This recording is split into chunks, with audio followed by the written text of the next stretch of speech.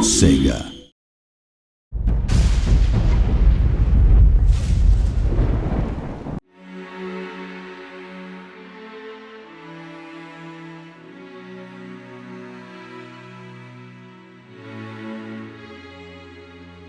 In Conduit 2, we've really put a lot of work into our online multiplayer mode so that people can play competitively online.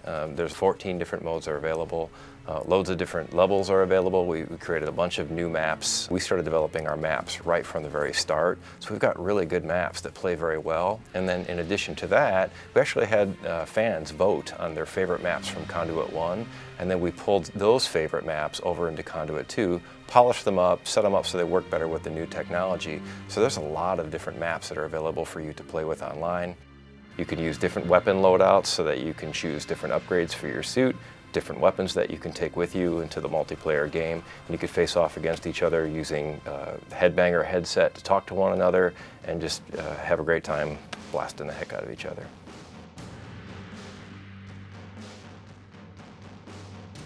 We do have a split-screen competitive multiplayer, and we're really proud of it. It's something that the first game we had multiplayer that we did right.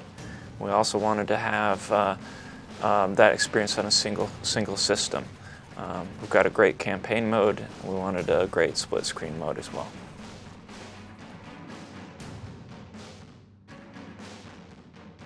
There's this really cool new mode in Conduit 2 called Invasion Mode, and basically 4 people can get together and play split screen on the same console and cooperate with each other to fight waves of monsters. And then as you're defeating all the different monsters, they keep coming at you harder and faster, and as you defeat them, they give you credits that you can use to purchase items later in the game.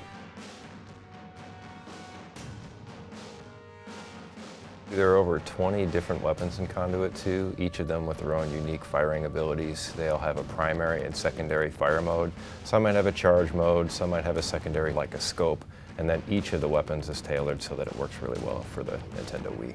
A couple of my favorites are the Arc Eclipse, which allows the player to go invisible for periods of time. It's really a very stealthy weapon. The Aegis device is a lot of fun as well. It's very neat. It's a shield weapon, collects all the armament of the enemies that are firing projectiles at you, and then you can focus those and shoot them back at your enemies. And I would have to say that my 2 favorite weapons in Conduit right now are probably the Hive Cannon. Hive Cannon is cool because it's actually a living insect that Mr. Ford pops onto his arm, and you feed it an egg, and then basically the egg hatches inside the weapon. And the great thing about this gun is that your enemies are really pretty helpless against you because you're just spattering them all over and totally juggling them in front of you. And then another weapon that I really like in Conduit 2 is the phase rifle. And what's interesting about this weapon is it's a sniper rifle, because in Conduit 2 we wanted something that was more like a sniper rifle. We wanted to do something a little different. So what we've done is created a weapon where you can snipe on an enemy, but you can also snipe directly through a wall. Once you've targeted your enemy in front of you and you see him, you pinpoint him through the wall, you have to keep your reticle range somewhere on top of that enemy until it phases into the enemy. Once it's phased, it's a single shot kill and just takes him down. It's a very devastating weapon. If you're playing in multiplayer, you know when you're being phased onto so that you can get a chance to get out of that player's range. So that way it keeps things a little bit more fair on the battlefield. It was really important for us this time to have genuine, legitimate bosses. In the first game we had larger enemies, more hit points, but they weren't really multi-stage bosses. We really wanted that variety. We wanted to break things up, and I think we did a good job of it this time out.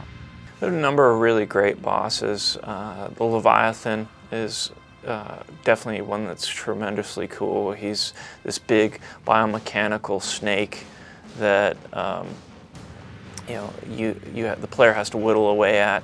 So he's got these orange bits that flange out on him, and you have to pick away at him. Then he's got like another stage where you have to, where parts of him become vulnerable, and you need to smack away at those. And then finally you need to electrify him through completing a circuit of multiple electrified harpoons.